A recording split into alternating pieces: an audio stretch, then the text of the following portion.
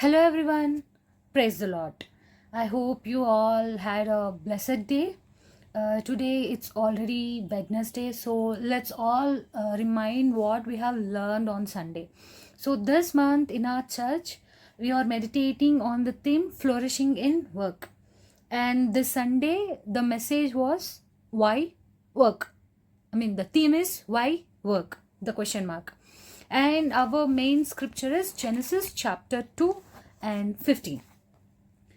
The verse says, God took the man and sent him down in the Garden of Eden to work the ground and keep it in order. This isn't actually a new chapter for us or a new verse for us, but through the Sunday's message, God reminded me work is not of earning the salary, is like much more than that. It's like a part of God's design in our lives. So I wanted to share like 5 points from the message that encouraged me, and I also love to hear what you people have learned on Sunday. Please do share with me so that we can learn and grow together. So the point one is work is God's idea. Sometimes we think work came as a punishment for the fall or the sin. But in Genesis chapter 2 and 15th verse, God shows that even before the sin entered into the world, on the earth, God gave work to Adam. That means work is not a punishment. Work is a part of God's purpose in our lives. God created us to work. Yes, He created us to work, to serve, to help others and to take care of the things which He entrusted with us. And the point number 2 is work is worship.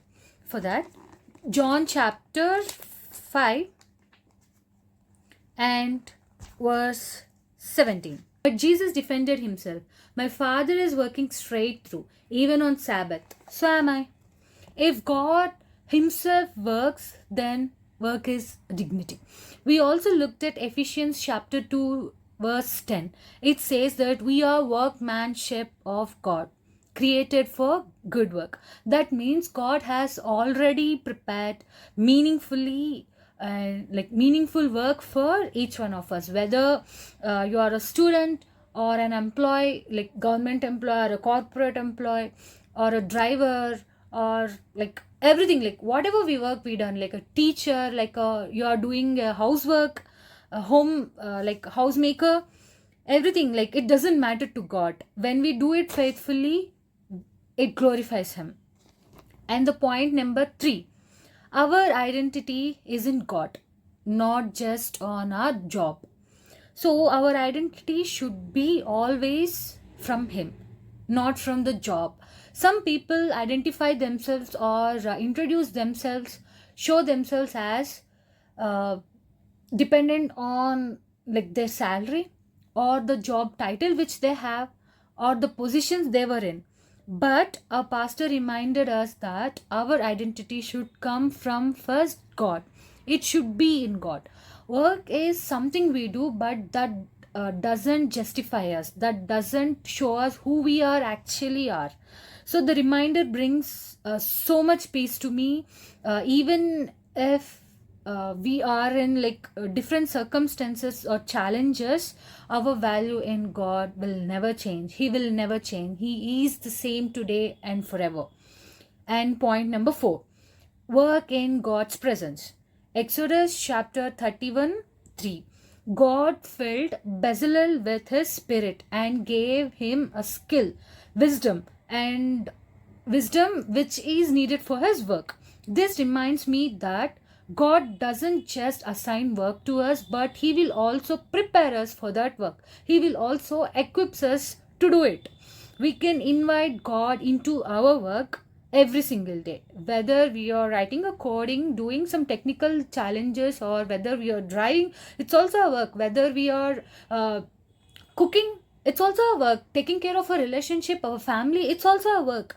We can invite Him. We can invite Him throughout everything. And we can invite God into our work, and we don't have to do it alone. We can do it in His presence with His help. And the fifth point is excellence comes from God.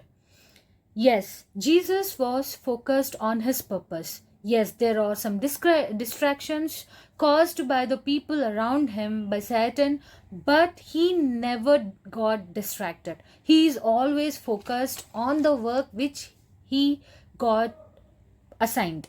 In the same way, we are called to work faithfully and truthfully and wholeheartedly, trusting God will use our efforts for His glory. And the conclusion of this message, work is not just about earning money or making money, it's about partnering it with God, serving others, bringing others to close to Him through what we do. I pray that this reminder encourages you as it encourages me. And I'd also love to hear from you, like what you have learned in church. Please do comment and share the things which you have learned, share the things which you were taught by God in the church on Sunday. God bless you. Thank you so much for watching. I'll see you in the next Sunday's reflection. Bye bye.